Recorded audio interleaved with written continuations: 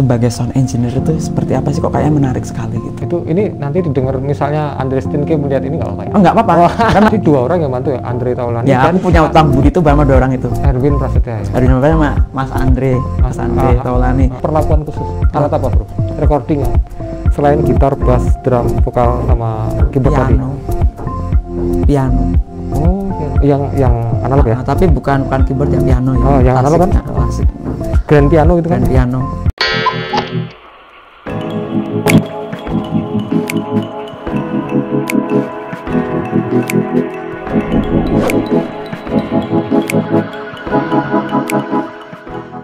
Sudah. Halo, selamat datang di channel saya kembali, Syam dan Harta. Kali ini saya bertemu dengan hidden gems atau permata yang tersembunyi dan yang orang lain jarang berkarir di dunia ini. Jadi ini adalah di studio milik siapa? Ini BMD Music Studio, dan ini adalah salah satu perangkat recordingnya ya. Perangkat recordingnya ini. Jadi saya bertemu dengan Bro Ayu. Lebih nama lengkapnya siapa bro? Ayu. Masuk gitu dok?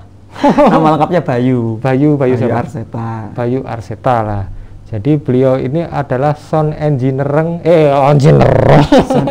Mas. Sound engineering studio recording ya, yang indoor. Jadi beliau ini salah satu sesepuh.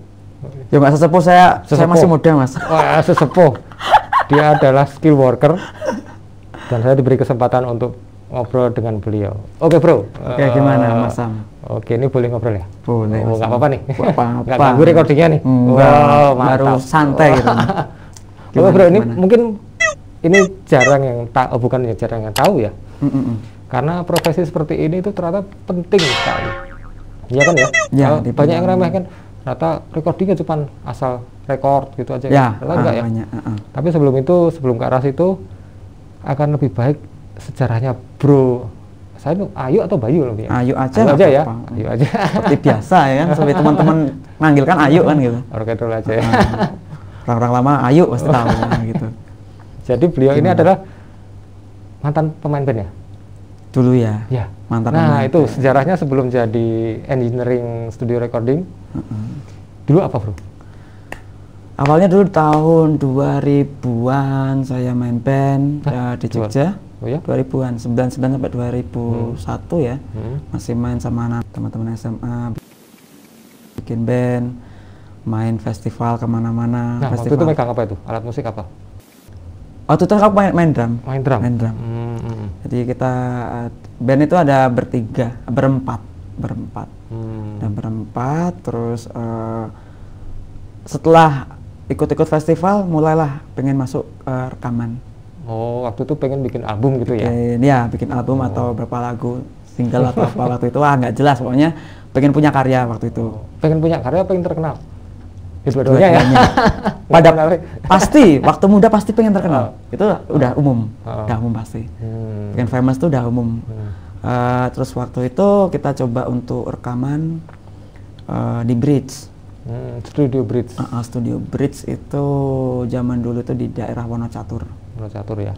Depok Sleman situ kita coba untuk rekaman 1 atau 2 lagu. Setelah itu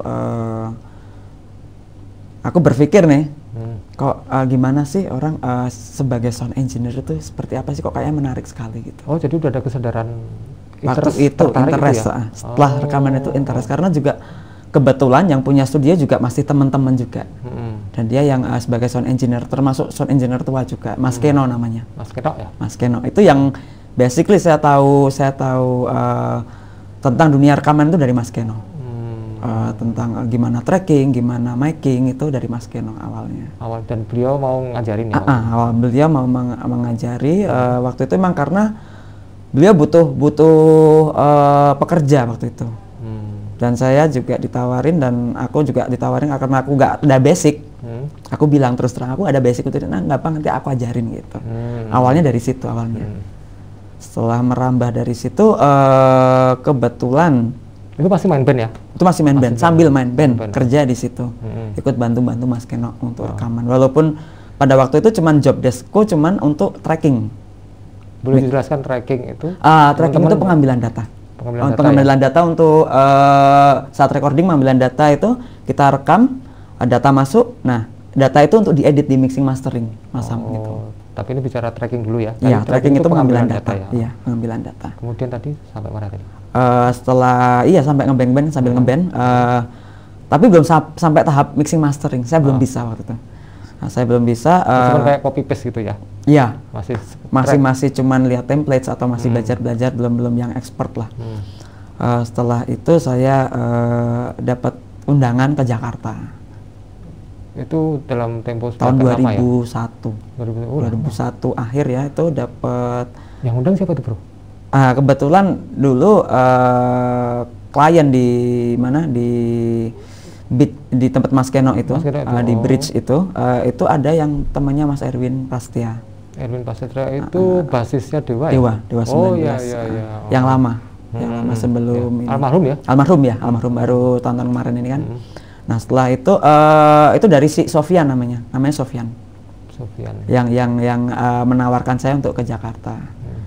Terus saya pertimbangkan matang-matang, emang saya suka di dunia musik dan pengen lebih dalam ke dunia rekaman segala macam. Bentar, Bro. Ini undangannya isinya apa? Tentang apa sih? Sebenarnya untuk jadi additional drum.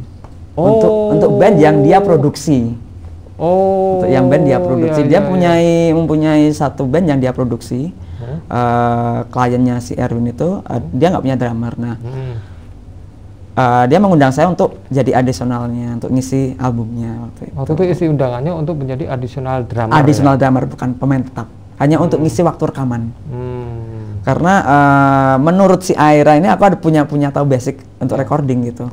Karena untuk take drum, dia udah tahu ada basicnya, jadi mudah seperti itu. Nanti pengen tahu permainan drumnya dia, kita lihat.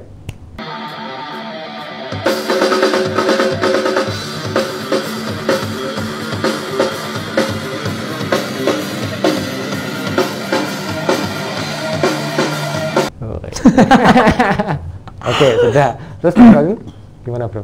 Setelah itu masih ditimbang itu tadi ya? Masih apa ya? Setelah di sana, setelah produksi band itu. Oh, udah sempat ke Jakarta berarti? Sudah ke Jakarta. Akhirnya sudah ditimbang-timbang masa-masa? Enggak, sudah akhirnya ke Jakarta. Karena aku memutuskan untuk lebih dalam ke dunia industri musik. Akhirnya ke Jakarta sambil belajar. Kenal sama Mas Andre Taulani. Itu juga dikenalkan oleh Mas Erwin. Kebetulan Mas Andre itu punya studio di Bintaro, sektor 9. Kebetulan juga butuh karyawan waktu itu. Sebentar, Andre Taulani itu waktu itu masih sama Stinky berarti ya? Iya, masih sama Stinky. Masih aktif di situ? Sebenarnya setelah keluar dari Stinky tepatnya. Setelah keluar. Jadi dia sudah mulai syuting jadi FTV atau film-film kayak gitu-gitu, terus termasuk lawakan juga gitu. Dia udah mulai itu. Tepatnya sebelum pas dia menikah sih. Menikah. Oh, saya nggak ngikutin Andre Stinky. Menikah, waktu itu dia menikah. Dia yang lebih tahu. Menikah, terus saya ditawarin untuk kerja di situ, di tempat Andre. Ada orang tuh? Nggak apa-apa. Nggak apa-apa, itu les sih, les. Karena ada apa? Waktu itu saya akhirnya kerja di tempat Andre. Oh, dan Andre saya mengiyakan karena waktu itu di Jakarta saya juga butuh pekerjaan untuk biaya hidup ya, biaya hidup. Saya terima tawaran dia dan saya terima itu sebenarnya apa ya? Belum ada basic juga. Waktu itu di Jogja belum ada alat semewah itu. Bentar, ini additional drum atau enggak? Engineer, ditawarin untuk sebagai engineer recording. Dan itu waktu itu saya nekat. Aku nekat. Ditanya apa-apa bilang bisa. Oh ya? Bisa Pro Tools bisa. Bisa mixing mastering bisa. Karena pada saat itu memang kepepet ya. Kepepet dalam artian aku butuh uang untuk hidup nih. Ada yang nawarin kerjaan, yang penting aku mau belajar, pasti bisa kok gitu. Ini kembali ke additional drum tadi. Itu untuk biayanya kurang ya? Additional drum tadi. Kan itu hanya untuk sekali. Sekali project. Setelah itu kan untuk bulanan nggak ada. Karena saya memutuskan untuk aku mau tinggal di Jakarta aja sembari belajar tentang industri musik seperti apa sih gitu. bisa aja aku pulang ke Jogja, cuman aku nggak dapat apa-apa, cuman dapat itu tok pengalamanku. Aku pengen pengalaman lebih gitu, Mas Sam, gitu. Bisa ngerti saya. Akhirnya aku stay di sana, mencari pekerjaan, akhirnya kerja di tempatnya Andre Taulani itu, Andre Stinky. Itu juga nekat juga, itu tadi aku bilang nekat, bilang bisa-bisa, padahal nggak bisa. Nggak bisa. Itu yang paling parah memang waktu itu aku bilang bisa dan besoknya tuh ada schedule buat aku langsung kerja, itu ada schedule-nya. Udah ada dan aku nggak tahu alat ini apa sih, preamp ini apa sih, routingnya gimana sih gitu. Terus Pro Tools tuh toolsnya apa aja, nggak ngerti sama sekali. Pakai Pro Tools ya waktu itu? Waktu itu di Jogja cuman Pro Tools cuma di Alamanda waktu itu. Di studio lain, dan bahkan waktu itu kan karena dia masih bundlingnya sama Macintosh, jadi kalau nggak pakai Mac kan nggak bisa untuk install itu gitu waktu itu. Nah dan nggak pernah belajar sama sekali tentang Pro Tools tuh, nggak pernah. Jadi waktu itu studio punyanya Pro Tools, saya bilang bisa, cuman saya berpikir basic recording sebenarnya sih sama, cuman mungkin toolsnya yang berbeda, feature-nya di DAW-nya yang berbeda mungkin. Nah itu yang mesti dipelajarin kan gitu. DAW itu apa? Digital Audio Workshop. Lebih garis besarnya kok Digital Audio Workshop, Digital Audio Workstation. Dan lebih tepatnya itu di mana audio digital itu diprocessing di dalam suatu kayak tempat ya, mungkin software bisa. Intinya di analog tuh digital. Hardware software. DAW itu di software sih. Mungkin hardware-nya seperti mixernya ini ya? Ya mixer nih bisa dibilang DAW kalau memang ada interface-nya. Kan ada juga mixer analog yang tanpa interface gitu. Interface tuh kalau bahasa orang-orang Jogja ya bisa dibilang kayak orang bilang sound card kayak gitu-gitu loh. Kayak gitu-gitu. Itu termasuk DAW ya? Itu DAW. Terus kemudian bro? Converter. Terus kemudian gimana bro? Gimana?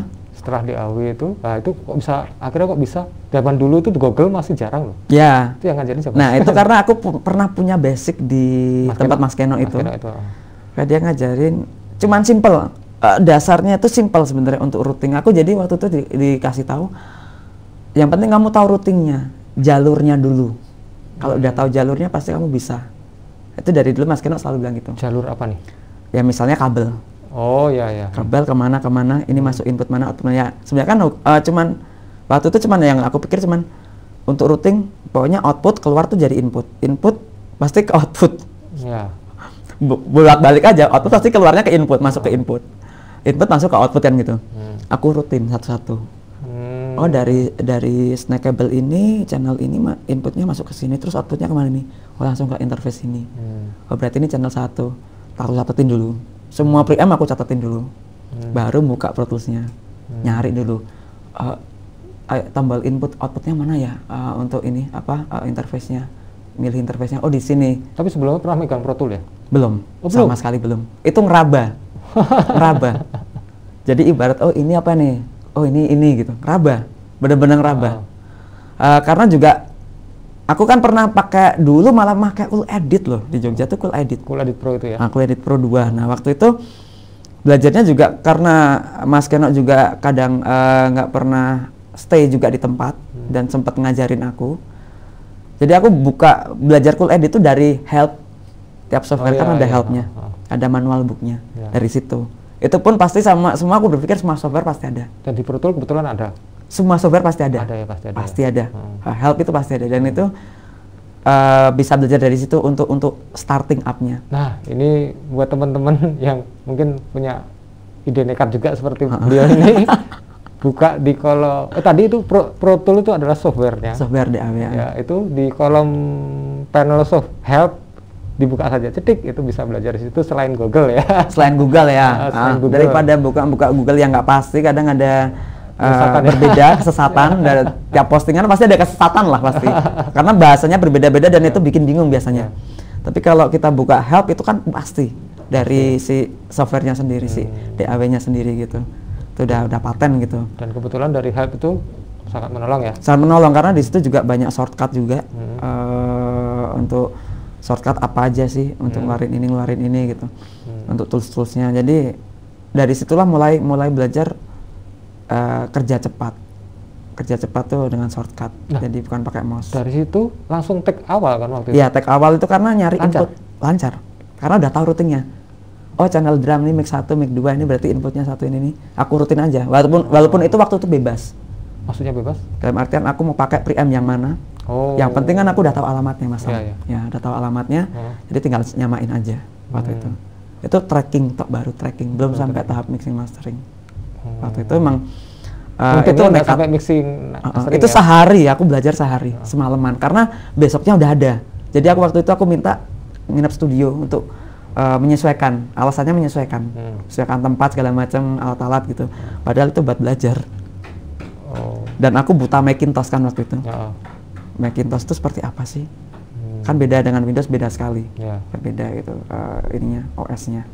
Seperti itu. Itu ini nanti didengar misalnya Andres Tinke melihat ini nggak apa-apa ya? Enggak apa-apa. Memang kenyataan kok, kenyataan. Modal sorry Mas Andre, dulu saya bilangnya bisa padahal nggak bisa. Terus belajar. Jadi dulu di studio Andres Tinke itu, Andre Taulani itu ada 2 engineer. Kebetulan aku dapat shift yang malam jam 12 sampai jam 6 pagi. 12 sampai jam 6 pagi. 12 siang. Jam 12 malam sampai pagi. Yang pagi itu di engineer-nya namanya Andre juga ada. Dari pagi sampai malam sampai jam 12 gitu. Itu waktu itu memang studio recording ya? Iya, emang khusus untuk studio recording. Waktu itu memang di Jakarta lagi banyak-banyaknya orang bisnis recording studio waktu itu. Karena belum ada home recording. Jadi orang banyak masih nyari studio untuk rekaman gitu. Beda kalau sekarang ya, sekarang kan udah banyak pada rekaman di rumah atau apa gitu. Dulu nggak banyak dulu seperti itu. Tuh lahan-lahan yang paling bagus lah untuk pebisnis tuh. Merupakan lahan bagus. Terus setelah itu berkembang jadi mixing mastering ya, bisa mixing dan mastering. Ya, mixing mastering itu ceritanya itu kan awalnya kan tracking ya? Ya, hanya tracking. dulu bisanya itu. Terus bisa ke mixing mastering itu gimana ceritanya? Itu awalnya otodidak. Otodidak juga ya? Karena di studionya Andres Tinke tadi? Karena aku ngelihat dari si Andre yang udah bisa mixing mastering. Jadi aku lihat session projectnya seperti apa sih dia. Oh ternyata dia mixingnya seperti, maksudnya caranya seperti ini. Dan nggak perlu malu bertanya ya? Nggak malu bertanya. Kenapa sih harus seperti ini? Kenapa sih harus automation tuh gimana sih? Itu nggak pernah malu untuk tanya. Karena emang nggak bisa, harus nanya. Harus nanya. Dan kebetulan rekan engineering tadi tidak pelit ya? Baik. Tidak pelit. Orangnya baik. Dan dulu juga sebelum aku kan dulu tinggalnya di tempatnya Mas Erwin Prasetya. Tinggalnya. Setelah kerja di tempatnya Andre itu kan aku ngekos dan itu nggak ditawarin, nggak usah ngekos, tinggal bareng aku aja kata si Andre itu, si engineer yang sound engineer yang sebelum aku. Dan bro mengiyakan? Iya. Ya daripada bayar kan mahal kan gitu. Di sana kan lumayan biaya hidup kan gitu. Tapi normal tuh bro? Normal. Enggak, maksudnya hubungannya normal tuh enggak? Normal. Emang nggak mau mas. Emang masa normal nggak nih? Normal. Jadi waktu itu emang kita karena kerja bareng ya, jadi lebih enak lah. Tinggal bareng, ada apa di share bareng kayak gitu waktu itu. Terus setelah bertanya-tanya itu ada Mas Andre nawarin program. Bukan nawarin sih, ngasih tahu info untuk scholarship di SAE di New Zealand, di Auckland ya. Waktu itu by online itu tesnya tuh online. Waktu itu pakai Yahoo Messenger, masih Yahoo Messenger. Oh iya, zaman dulu Yahoo Messenger sama MSN kan, cuman berdua itu untuk video call cuman itu. Jadi itu pun aku di warnet dulu tesnya. Tepatnya Andres Tinke tidak ada internet waktu itu? Waktu itu nggak ada, studionya nggak ada. Oh iya ya, zaman dulu. Zaman dulu tuh internet tuh, makanya warnet itu kan dulu tempat tujuan orang-orang mahasiswa, pekerja-pekerja kalau mau nyari apa kan ke warnet. Oh iya, internet rumahan dulu masih 0809 ya Mas. Benar, nah itu 0809 4 kali bener ya? Iya, gitu-gitu, nah bener itu. 0809, nah itu juga nomor telepon hantu juga tuh. Hantu? Suka apa? Isinya yang aneh-aneh lah. Nah, terus bro, itu penasaran aku. Itu ditawarin sama Andres tadi? Iya, dikasih info untuk kamu mau nggak cobain aja, siapa tahu. Dibiayain atau biaya sendiri? scholarship kan beasiswa, jadinya beasiswa. Kok bisa dapat beasiswa dari mana? Ya itu kan ada tesnya, makanya ya harus dikasih info mau daftar aja, siapa tahu beruntung berangkat ke sana. Jadi pihak apa tadi New Zealand tadi kursus SAE dia ada info, dia kan juga punya web waktu itu. Ada info kalau dia ngebuka beasiswa untuk seluruh dunia. Untuk kita dites. Iya dites lewat Yahoo Messenger itu. Ini menarik ini. Tesnya ngapain aja, Bro? Banyak hal ya. Itu sebenarnya waktu itu saya tesnya ya seputar basically-nya aja kayak frekuensi. Terus apa sih? Termasuk frekuensi, terus sejarah musik segala macam kayak gitu-gitu. Oh, malah sama gitu? Sama ditanyain basically lu tuh apa sih gitu dulunya. Oh, malah bukan tes untuk penguasaan software, tapi pengetahuan musik.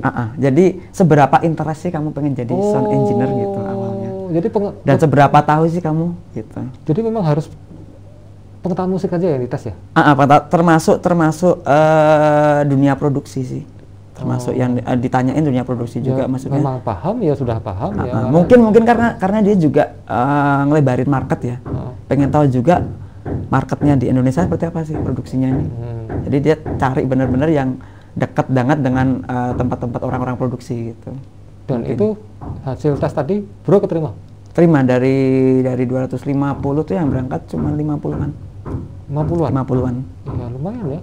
Itu juga dari Jakarta, Makassar, terus ada yang dari Bandung juga ada.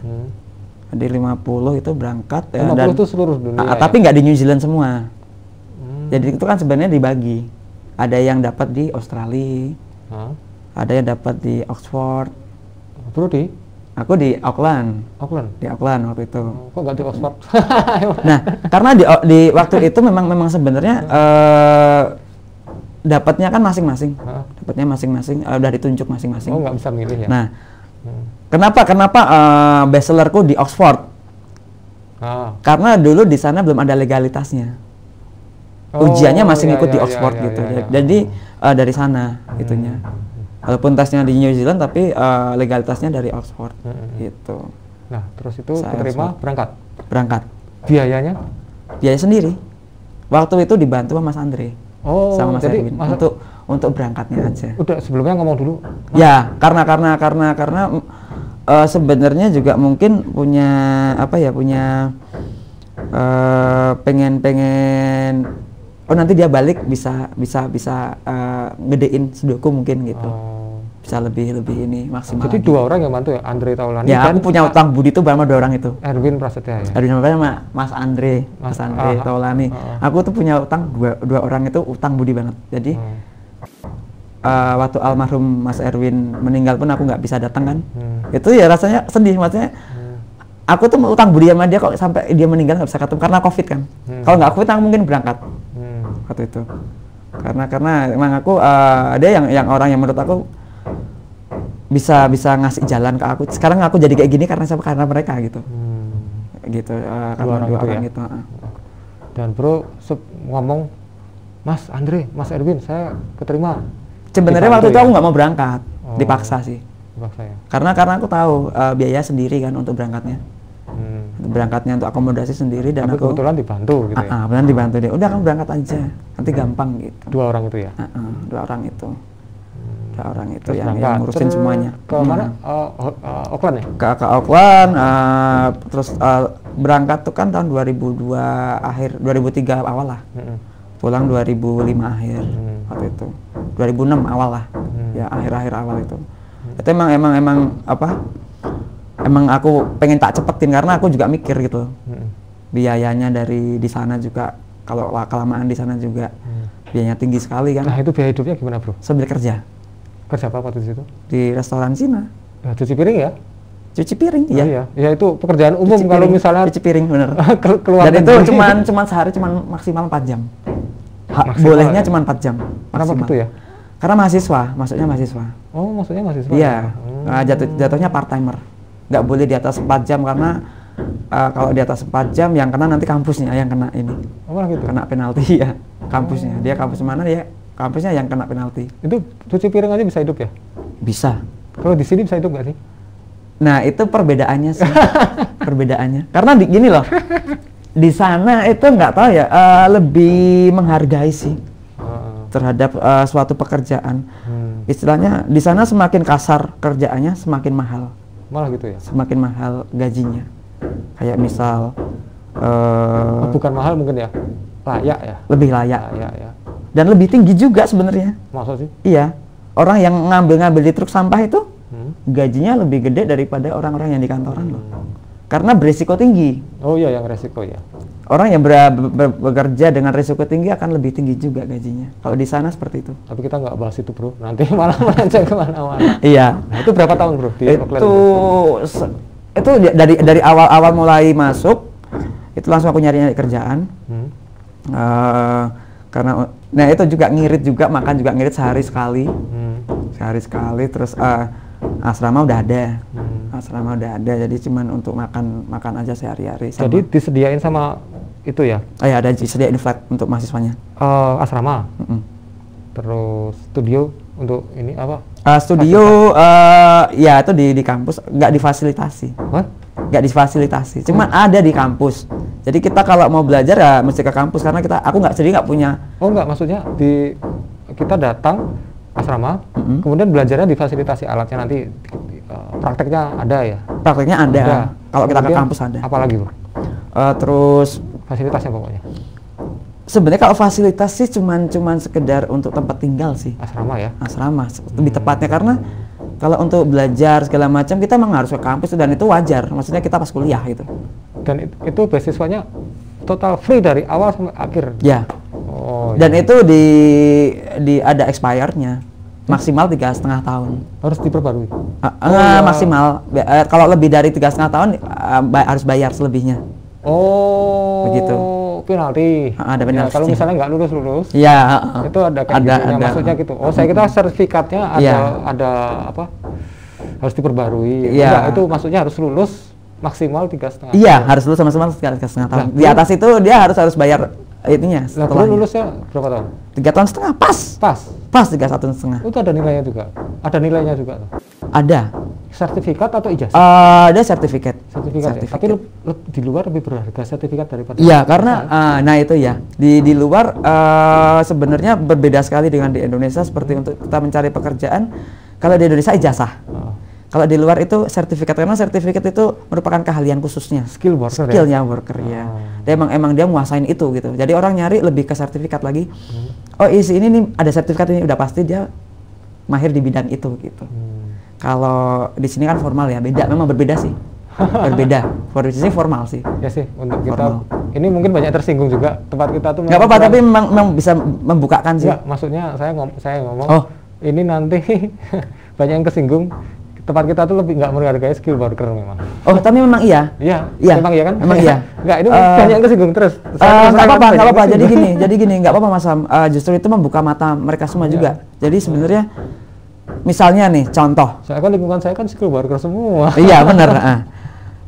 Contoh nih, orang dunia bisnis. Misalnya, Mas Sam punya kantor. Kebetulan kantornya itu di bidang seni ya misalnya. Seni lukis misalnya, contohnya gitu. Pekerjanya pasti orang ya harus bisa ngelukis dong, harus tahu desain segala macam dong. Bukan yang dari S1 ekonomi atau apa gitu. Tapi kebanyakan kantor-kantor yang ini kan nggak di jalurnya sebenarnya, nggak di skill workernya, nggak apa ya, bukan di bidangnya lah. Bentar bro, nanti malah melenceng. Nggak apa-apa melenceng, biarin aja. Bentar, ini kembali ke tempat kursusnya tadi. Itu dipelajari apa aja bro di tempat kursus? Di tempat kursus itu ya dipelajari. Nah perbedaannya, perbedaannya gini. Tentang pengajaran di sana sama di sini. Di sana itu lebih banyak praktek. Satu, teori penting. Teori penting memang ada, praktek. Dan kedua ada video. Video apa ya? Saat kita kuliah tuh pasti dapat video habis mata kuliah itu. Karena buat pengingat kita. Tadi kita belajar apa sih? Video yang kita pelajarin tentang tutorial di Pro Tools apa segala macam. Ada videonya, cara-caranya gitu. Itu ada gitu. Jadi seperti mereka itu seperti mengajarkan seperti kalau kita beli suatu tutorial untuk belajar. Nah, seperti itu gitu. Jadi kita per chapter itu ada videonya gitu. Jadi kalau kita lupa, kita bisa buka kembali videonya sambil belajar. Nah itu orang cepat bisa tahu daripada kita nulis. Nulis diingat gitu lebih lama. Lebih lama sih, agak efisien menurut saya. Gitu. Lebih enak emang ada video kita praktekkan gitu. Nah, itu pengajaran yang efektif menurut saya sih dibandingkan yang ditulis atau didengarkan. Dan bagusnya di sana itu dia teori bukan nomor satu. Ya, teori memang ada, tapi lu harus explore nih, sesuai dengan kapasitasmu. Jadi tidak harus. Oh ini harus sekian, nggak ada patokan karena memang banyak orang yang berpaku ke teori ya. Memang benar teori. Oh benar, studio sekian harusnya nih. Speakernya sekian misalnya gitu, atau harusnya nih ya ada SOP-nya ya. Sebenarnya ada SOP-nya seperti itu, maksudnya hitungannya ya. Untuk editing itu nggak harus frekuensi harus sekian, memang ada dasarnya. Cuman nggak wajib. Kita juga harus menentukan juga kita di ruangan berapa nih kita ngedit gitu, jarak berapa ya kan. Nah itu bro, yang dipelajari di tempat khususnya apa aja? Selain mixing mastering kan umum. Nah kan ada majornya kan mixing mastering ya, majornya. Umum ya. Umumnya. Nah untuk minornya kan akustik itu ruangan ya. Jadi untuk ruangan pengaruh banget ya. Ya. Jadi sebenarnya banyak yang salah tentang apa seperti orang bikin studio segala macam kita harus redam. Lu malah salah. Sebenarnya salah. Salahnya di mana bro? Basically sebenarnya kita bikin studio peredam itu sebenarnya bocor itu sebenarnya nggak simpel sih sebenarnya di pintu sama mungkin di atap. Itu bocor yang umum ya? Yang umum ya? Itu umum, makanya pintu kalau untuk yang studio-studio besar seperti Aquarius itu kan pintunya emang yang harga-harga puluhan juta kan itu, yang emang gede gitu. Dia biar nggak bocor karena bocornya pasti di situ. Kalau atap kalau emang udah di beton kan juga nggak bocor. Nah cuman di dalam ini balance nggak nih suaranya nih? Untuk misalnya ini beton berarti solusinya di sini harus ini itu ya. Nah, dihitung dulu frekuensinya. Jadi itu misal musik metal, jazz itu pengaruh untuk studio misalnya yang cocok untuk apa ya? Atau sama aja? Sama aja. Oh, sebenarnya itu kan waktu kita ngitung dengan spektrum analyzer dan RTA analyzer segala macam itu kan dihitung semuanya dari dB-nya, dari frekuensinya. Oh, jadi kita tahu nih posisi di sini sekian, posisi sekian. Jadi kita udah tahu placement-nya nih. Oh, kalau misalnya taruh drum di sini berarti kita harus masang panel apa nih. Nggak harus diredam. Intinya harus balance aja di dalam. Balance aja ya. Seperti itu dan banyak orang salah kaprah di situ sih. Menurut aku. Banyak yang berpikir kita harus redam nih dalam.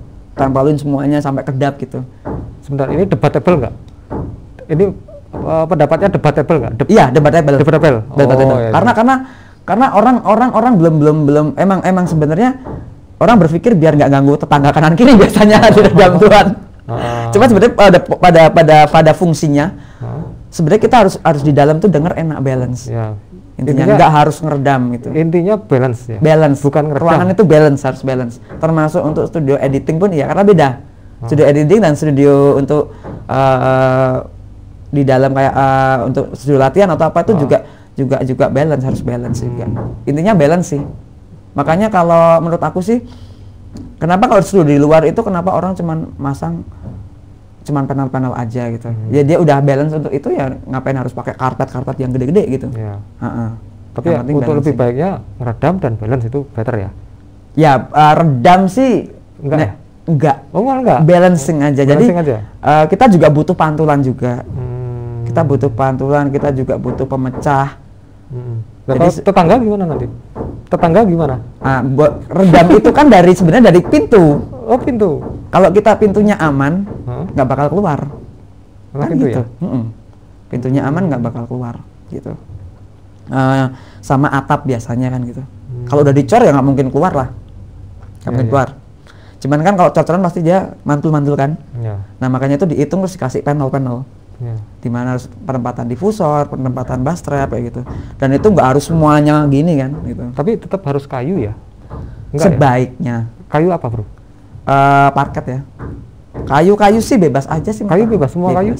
Semua jenis parket, kayu? Walaupun cuman di bawahnya memang nggak harus kayu toh. Memang harus ada treatmentnya, mungkin ada pasir, terus ada seperti bantalan. Berarti kontraktor yang membangun studio juga harus paham. Sebenarnya untuk membuat studio itu harusnya dia punya kontraktor tuh harus tahu akustik desain. Pengetahuan. Jogja ada nggak sih? Ada. Oh ada. Tapi teman-teman juga teman-teman juga ada yang lebih emang dia pekerjaannya itu untuk membuat. Kemarin kebetulan juga bikin di Nagaswara juga kan.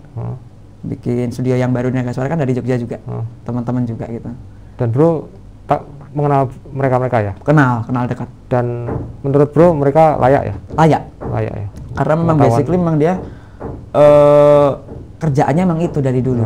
Emang basically juga dari dulu dari furniture awalnya. Furniture. Di bidang bergelut di bidang furniture tapi suka musik. Terus dipadukan gitu ya. Ya. Karena dia juga dulu juga ngeband juga gitu. Emang keluarga orang-orang furniture gitu. Dia masuk sih. Dia mikir panel-panel ini juga dari kayu segala macam kan ada gitu. Dari kayu-kayu juga makanya dia bikin, dia pelajarin gitu. Nah, terus bro, itu kan sudah tadi sampai mana ya? Setelah lulus. Setelah lulus balik ke Jakarta. 3,5 tahun ya? 3,5 tahun lulus. Pokoknya dipelajari garis besarnya mixing mastering umum ya. Kemudian pembelajaran ruangan. Apalagi bro? Udah itu frekuensi. Frekuensi masuk di mixing mastering udah ada frekuensi. Sudah ada ya. Jadi majornya itu aja. Jadi mixing mastering ruangan, kemudian akustik, udah itu aja ya. Itu aja. Balik ya. Terus balik langsung ke Jakarta. Kerja di Jakarta balik. Tempatnya Mas Andres itu atau Mas kebetulan sudah tutup habis itu. Nggak ngabarin itu? Nggak tahu. Nggak, maksudnya Andres Tinki nggak ngabarin? Baru ngomong baru pas itu. Baru pas itu. Terus habis itu emang alasannya apa? Ya aku nggak tanya alasannya kalau tutup mungkin ya punya problem ya aku nggak ngerti sih. Maksudnya gimananya aku juga nggak tahu, cuman bilang udah nggak ada nih. Nah, terus tutup gimana? Aku bingung kan? Nah, dari situ kan aku jadi terus nyari pekerjaan lain. Kebetulan dapat di IMI. IMI itu IMI di level. IMI itu IMI. Sekarang udah nggak ada IMI ya? Masih ada, cuman distribusi. Dulu kan ada recordingnya juga. Mengeluarkan artis dulu. Sekarang udah distribusi itu. Nah, itu di IMI keterima? Ya, masuk di situ. Masuk di situ dengan Mas Fajar dan teman-teman lainnya. Gitu. Yang sekolah dari sana hanya bro aja ya? Maksudnya di IMI itu? Banyak ada dari Berkeley juga kok. Ada?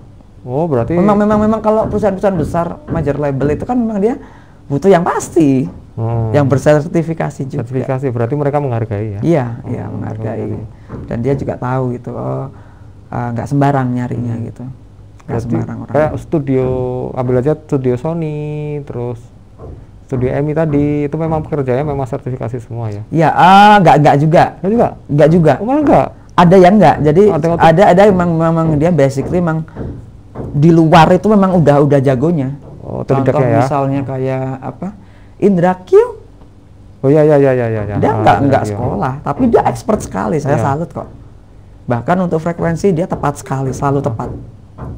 Hafal banget frekuensi ini sekian nih gitu. Hafal banget dia. Itu yang kelebihannya dia, emang aku lihat di situ.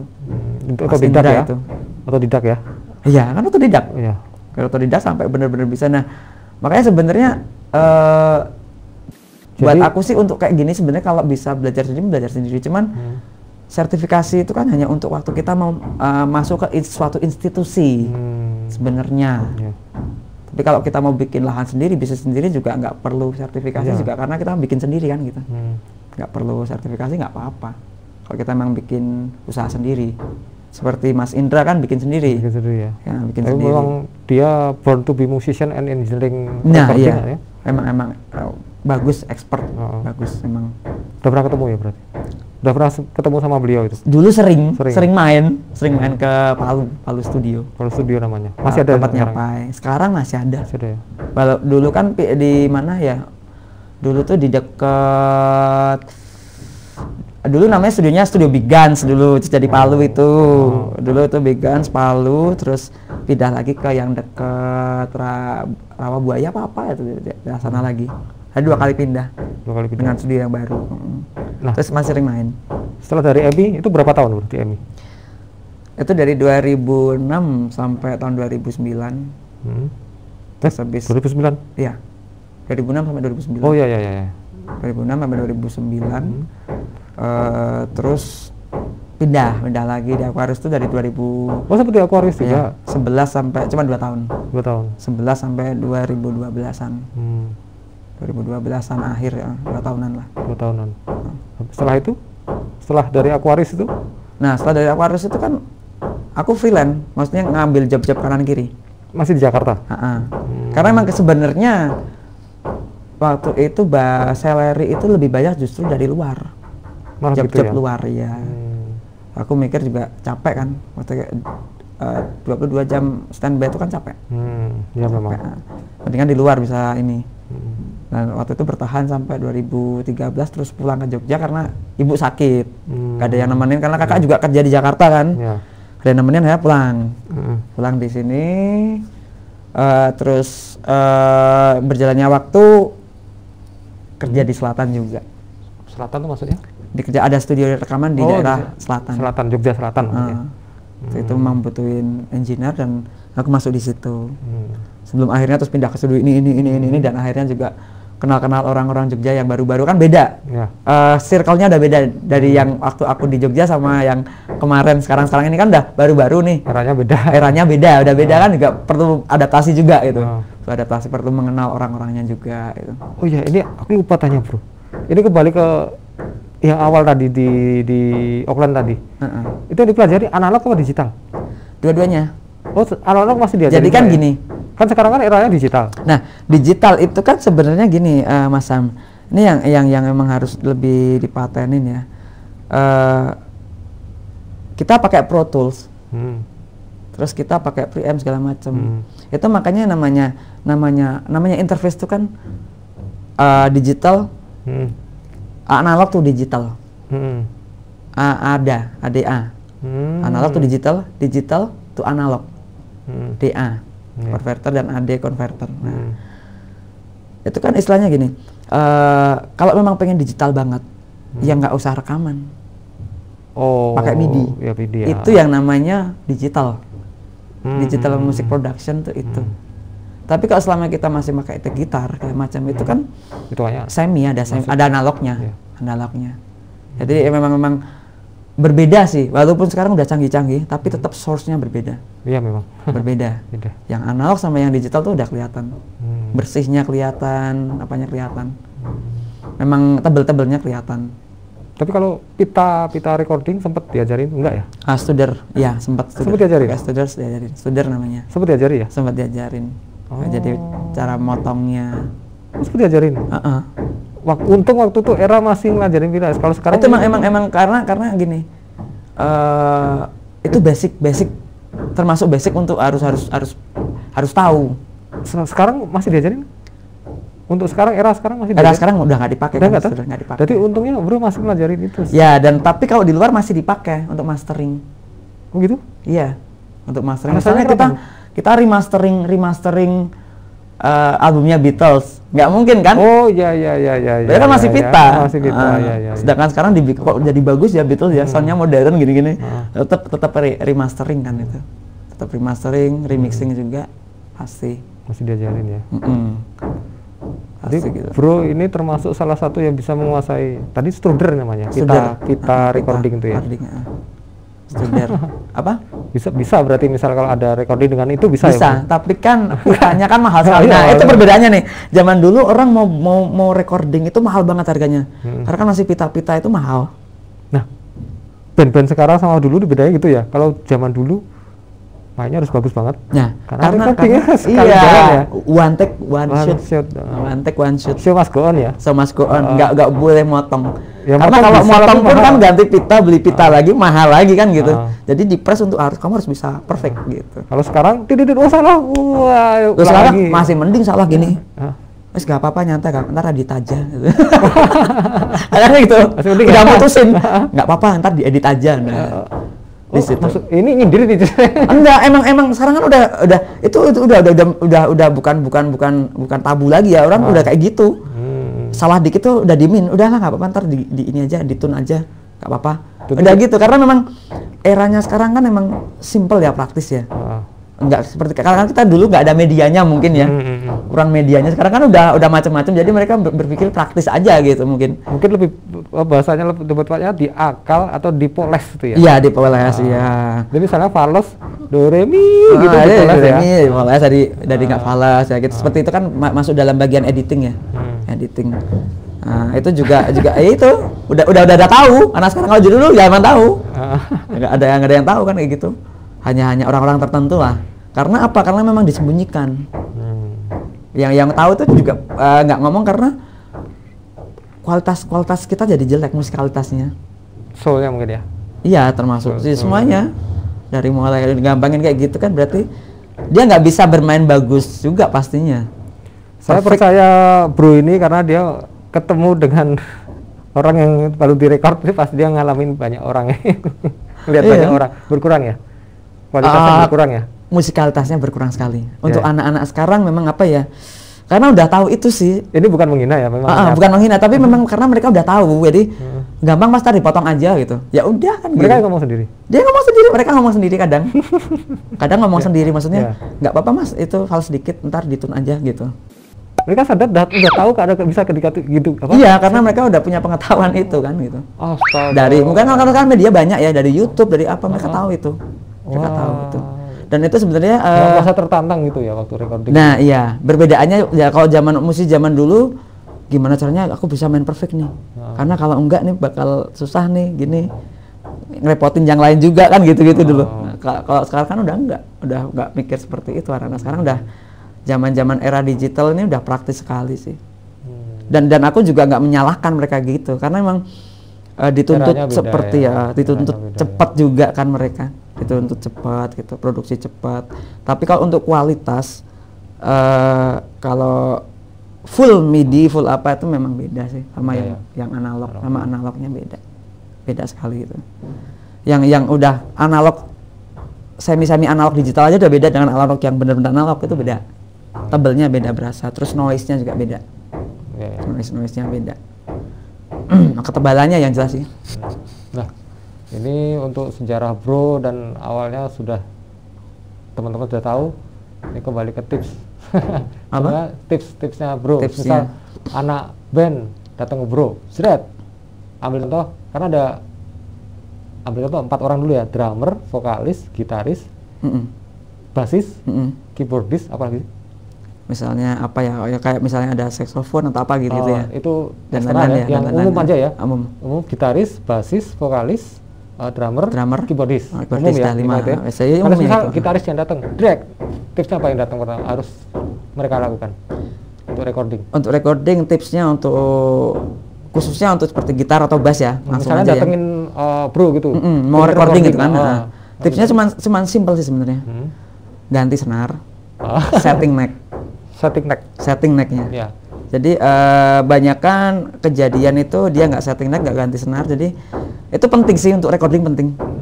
Alasannya nanti falasnya kelihatan ya? Ya, ability-nya si gitar tuh kan berbeda kan. Kalau memang nggak fretnya nggak harus disetting kan dia pasti fals juga. Terus untuk senar kalau udah mati kan juga nggak enak suaranya. Ketahuan ya nanti ya? Karena kan untuk pengambilan data memang harus suara terbaik kan. Yang didapat harus yang bagus. Karena basically memang kalau aku aku sendiri lebih suka data tracking itu bagus. Nanti untuk di mixing mastering lebih enak. Nggak merepotkan. Lebih maksimal juga ya, hasilnya juga lebih maksimal.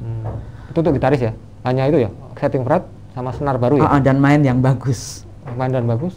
Rapi. Perkabelan perlu? Perkabelan juga perlu. Ya, equipment itu penting. Ya. Misalnya dia butuhnya apa? Emang untuk dia butuh misalnya dia butuh efek atau apa ya memang karakternya dia ya harus bawa gitu. Perkabelan dalam gitar juga penting kan? Kalau penting. Wearing itu harus diservis dulu kalau lebih baik ya. Servis dulu gitarnya. Jangan noise necknya dibenerin, senarnya baru. Senar baru itu. Udah itu ya. Atau untuk treatmentnya sih, treatmentnya untuk awalnya. Kemudian saat recording ya, yang penting skill ya. Ya tetap balik ke skill ya, ke SDM masing-masing. Kalau dia mainnya kotor ya pasti hasilnya kotor. Kalau dia bersih ya bersihan gitu. Nanti ya kalau mentok ya poles ya. Sedikit poles tapi nggak bisa maksimal juga. Kalau mainnya berantakan nggak bisa maksimal juga, tergantung mainnya sih gitu. Sedangkan kalau di recording ini yang lebih dibutuhkan kan bersihnya. Bersihnya memang dia harus main bersih gitu. Kalau nggak main bersih ya susah emang. Kemudian untuk bass nggak jauh beda sama gitar ya? Nggak jauh beda, hampir sama. Keyboard? Kalau keyboard, nah keyboard itu SDM sih.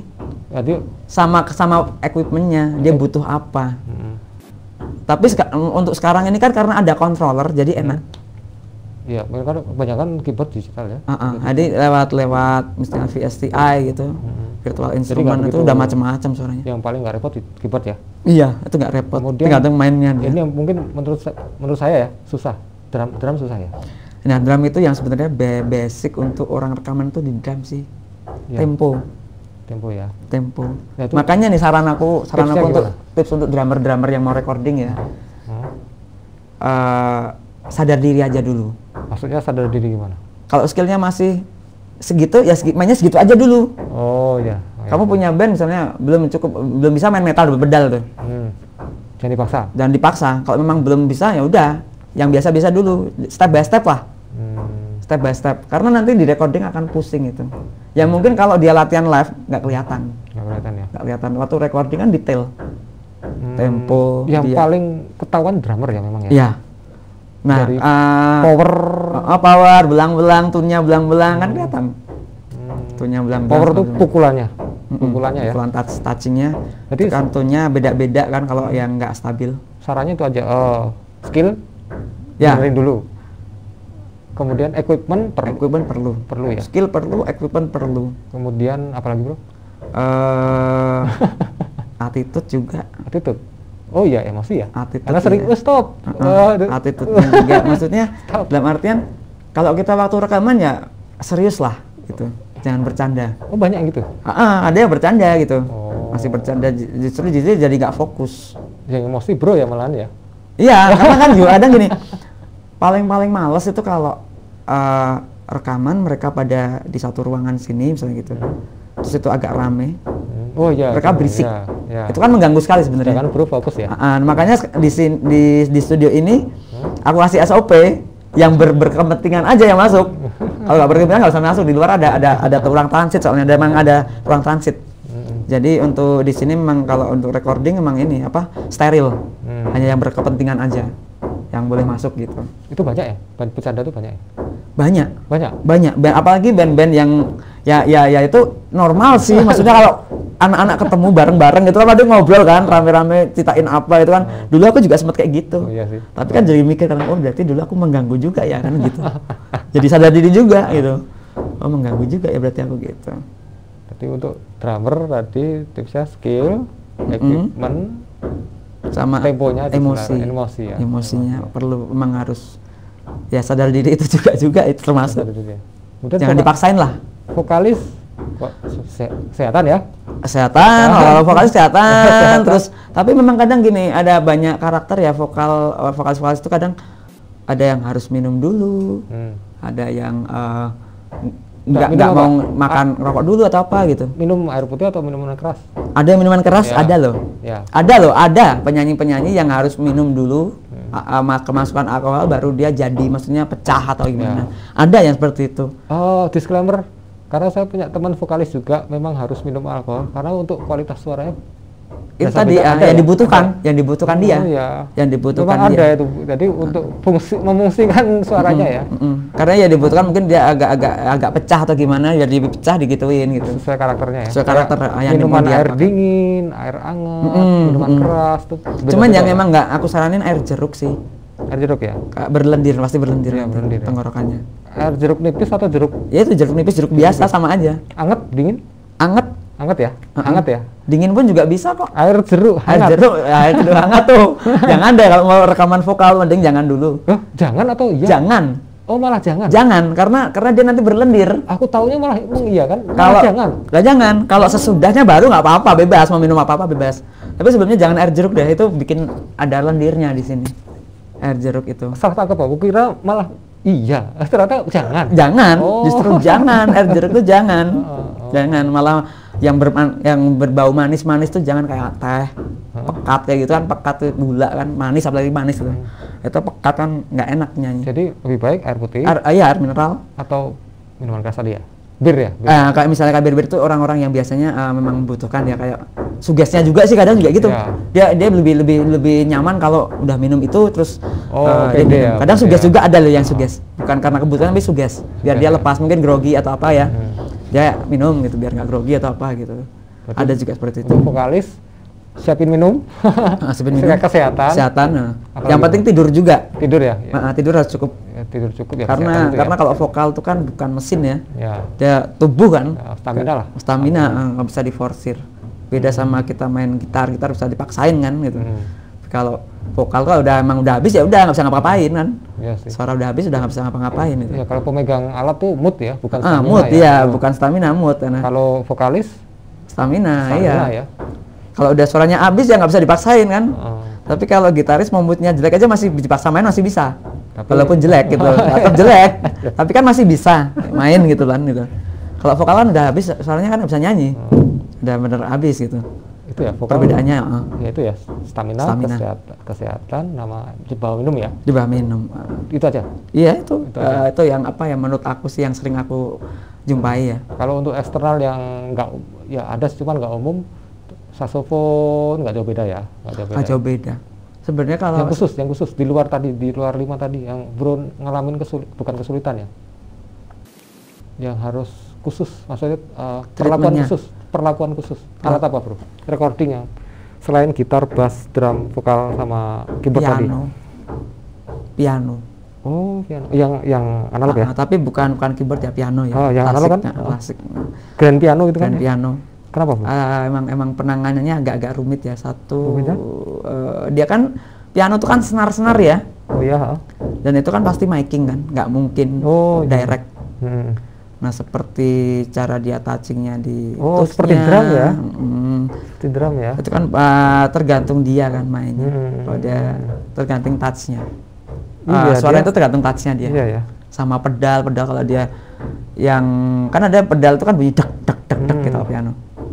Kalau dia memang dia pianis biasanya dia tahu biar nggak terlalu kencang gimana tapi maksimal gimana. Iya. Gitu. Tapi yang kalau yang baru-baru belajar kan biasanya langsung plak plak plak plak gitu. Itu kan masuk suaranya dek dek dek gitu. Iya. Piano kan gitu. Itu pasti masuk. Gitu. Jadi untuk perlakuan khusus juga piano ya. Termasuk instrumennya juga. Itu harus stem kan. Ya. Nah itu juga perlu di garis bawahi. Tuningnya beda.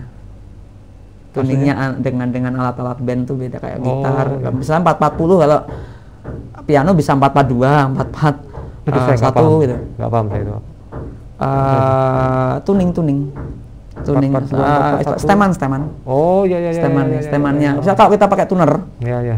Kan ada 440, 41, 42 bisa disetting kan itu. Normalnya kan 440. Untuk normalnya. Cuma kalau untuk alat-alat klasik itu pasti di atas itu. Di atas itu entah 441, 442 gitu. Kalau orkestra pernah rekor? Ya udah pernah. Di sini kemarin.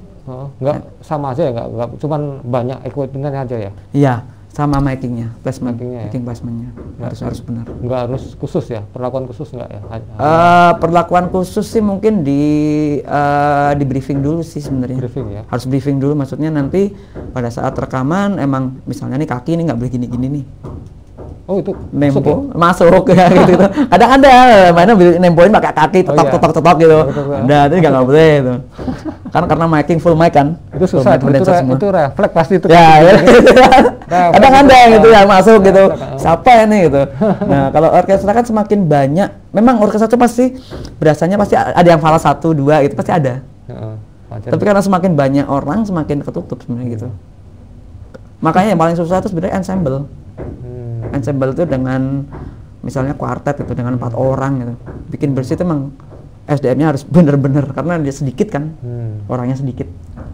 Kemudian bro, apalagi yang kira-kira menurut bro berkesan? Paling cuman itu sih, maksudnya agak untuk instrumen-instrumen klasik sih. Instrumen klasik ya? Atau enggak tradisional. Repot ya? Agak-agak repot. Karena tuningnya ya? Iya dari tuningnya juga, dari miking placement-nya juga. Mic placement-nya juga. Itu beda-beda. Jadi kesulitan ada di tuning dan miking ya? Mic placement-nya sama pemilihan mic. Di alat, pokoknya alat musik tradisional ya? Tradisional dan yang klasik itu biasanya aku banyak nyoba mic. Ganti-ganti. Oh karakternya kemana ya? Nyesuaiin, biasanya biar enak gimana. Biasanya gitu. Oh iya. termasuk vokal juga seperti itu, vokal ya. Memang mic condenser tuh sering ngeliat tipikal suaranya dulu. Tipikalnya seperti apa, oh pakainya mic yang ini, pakainya mic yang ini gitu. Karena tiap mic condenser tuh juga punya range masing-masing kan, punya karakter masing-masing biasanya, seperti itu. Terus apalagi ya bro, bingung saya. Apalagi ini pertanyaan buat teman-teman aja, mungkin yang musisi paham ya, cuman untuk teman-teman yang awam mungkin belum paham, misalnya musik direkam itu ternyata ada proses lagi ya, antara mixing dan mastering. Itu beda, dua hal yang berbeda, jauh ya. Jauh. Mixing lebih ke editing seperti kita nyambungin video itu ya. Terus pemilihan frekuensi, bikin suatu tema suatu musik nuansa. Itu mixing itu ya. Mixing. Mastering untuk mastering finishingnya. Finishing. Nah, itu mencapai loudness. Garis besarnya ya, cuman lebih dalamnya mastering apa sih? Kan beda dengan mixing jauh. Iya. Jadi mastering itu finishingnya Pak, untuk pemulas. Sebenarnya yang paling penting mixingnya dulu. Mixingnya udah benar-benar dapat, nuansanya udah dibikin, temanya dapat, editingnya udah benar, frekuensinya udah nggak nabrak-nabrak. Mastering itu kan untuk mencapai loudness. Kedua paling mencapai loudness itu termasuk di dalamnya kan juga ada kompresi juga, terus kita juga harus memotong suatu frekuensi yang memang dirasa nggak penting juga harus kepotong atau nggak ditambahkan kalau memang kurang gitu, untuk balancing aja sebenarnya dari satu wave yang isinya full di balancing ulang. Mungkin masih ada yang bingung, silakan YouTube aja. Ada itu boleh, mau les sini juga boleh. Oh boleh, boleh. Aku juga buka kursus di sini. Khusus ini atau di luar? Di BMD ini ada kursnya. Kalau mau memang pengen belajar, ada kurikulumnya, memang bisa. Nah, ini yang paling belajar nanti saya tampilkan di deskripsi, nanti dibaca aja deskripsi. Nanti kalau pengen ketemu beliau ini, Bro Ayu ini, nanti keterangannya ada deskripsi. Kalau mau ngobrol, pengen rekaman, monggo, silakan. Ya, boleh. Terus Bro, ini apa ya? Semisal kalau tips dari Bro, misal ingin menjadi engineer sound engineering, sound engineering studio recording, tipsnya bagaimana Bro? Sebenarnya basically apa ya? Harus suka musik sama. Harus suka musik ya? Universal. Pemain musik ya? Enggak musik biasa, tapi universal. Maksudnya universal gimana? Dia harus bisa suka semuanya sih. Jangan terlalu segmented. Untuk suka metal toh gitu. Oh, ya rock toh gitu. Genre. Genrenya jangan segmented. Harus luas, universal. Itu juga mempengaruhi waktu ngedit. Saat kita mendapatkan klien, kan pasti klien berbeda-beda. Taste-nya kan pasti, oh ini kayak gini, gimana sih? Oh yang musik, pernah denger kayak gini, sering denger kayak gini. Jadi kita tahu nih, taste-nya orang-orang kayak gitu gimana, taste-nya orang rock gimana gitu. Jadi kadang dulu bahkan ada yang aku cocoknya sama ini nih, dia rock banget. Nah mungkin dia rocknya, tapi untuk popnya dia nggak ada, makanya nggak ada klien pop kayak gitu. Kalau bisa sih universal, semuanya masuk. Semuanya masuk. Jadi ngedit apapun juga enak gitu loh. Ibaratnya mengalah untuk jadi universal. Iya, kita harus ngalah, nggak boleh ego. Nggak boleh ego. Itu engineer tuh nggak boleh ego emang. Tapi tetap ada ego idealisnya ya, untuk sendiri-sendiri tapi. Cuman kalau saat bekerja dilepasin egonya. Nggak, maksud saya harus untuk menjadi sound engineering itu harus bisa main musik ya? Mantan pemain musik. Enggak juga. Teman-teman saya banyak yang nggak tahu musik. Yang penting dia tahu basic musik tuh tahu. Dia tahu dan juga kemauan. Tapi memang sih orang tuh beda-beda ya. Daya mikirnya tuh beda-beda. Ada yang memang low level sama high level kan, itu beda-beda. Misalnya pencernaannya tuh beda-beda. Kalau yang basically dia orang pemain musik, biasanya lebih cepat tanggap. Saat dia belajar dia cepat tanggap gitu, karena dia udah familiar gitu. Tapi kalau yang bukan basicnya, bukan musisi atau pemain instrumen juga, dia pasti juga meraba-raba. Tapi ada yang bagus, banyak kok. Sound engineer cewek-cewek di luar itu dia justru bukan pemain band kayak gitu kadang. Di luar maksudnya luar negeri. Kan banyak sound engineer cewek. Di sini kita pernah nemu nggak sih? Sebenarnya ada di Jakarta tuh banyak sebenarnya, cuman nggak terekspos. Kurang terekspos, tapi ada. Ya main DJ ya, nanti DJ kan seharusnya bisa ngedit-ngedit. Iya, seharusnya dia juga biasanya bisa Ableton kok, pakai Ableton bisa biasanya DJ itu. Cuman nggak tahu ya, kadang DJ itu juga kalau yang playback kan kadang juga udah dibuatin musiknya, dia tinggal action doang. Tinggal play aja ya. Kadang kan nggak tahu ada timnya juga mungkin untuk bikin musik, kita nggak ngerti sih. Ataukah dia bikin urusannya mereka kita nggak tahu sih. Kalau seharusnya sih bisa, karena dia bisa mainin turntable walaupun controller. Dia kan pakai laptop, harusnya bisa, harusnya. Tapi sound engineering, kok engineering mulu? Sound engineering recording itu tetap ada ciri khasnya kan bro? Misalnya? Iya, tesnya beda-beda. Kan? Itu yang ini. Makanya aku nggak bisa bilang sound engineer itu jelek nih, yang ini jelek, ini bagus, ini karena bagus. Ada karakternya sendiri. Bisa. Karena mereka punya karakter masing-masing. Gitu. Walaupun mereka sudah universal, tapi tetap punya. Iya, punya tes sendiri. Ya. Tipikalnya dia seperti ini nih, kalau mixing musik pop tuh dia kayak gini, mixing pop yang rock seperti ini, gitu. Pasti beda-beda. Dan itu nggak bisa dibilang jelek atau baiknya, kecuali di bawah standarisasi ya. Oh, ada standarisasinya. Parameternya gimana bro? Parameternya misalnya gini ya, misalkan kita editing suara itu misalnya lari-lari temponya segala macam masih didiemin gitu. Oh. Kan ada yang kayak gitu, ngasal kayak gitu. Itu kan nggak standarisasi, untuk nggak layak denger lah. Bukan layak. Kalau udah layak denger sih itu bebas bagus. Tapi kalau belum layak denger ya menurut aku belum bagus. Bukan masalah tes lagi, bukan masalah selera itu. Bukan masalah dianya, karakternya. Cuman emang dia ngerjainnya nggak bener gitu. Beda loh. Yang layak denger sama yang nggak layak denger itu beda gitu. Mungkin baru males bro. Bisa jadi nggak mood, dipaksain. Jadi baru mules berarti.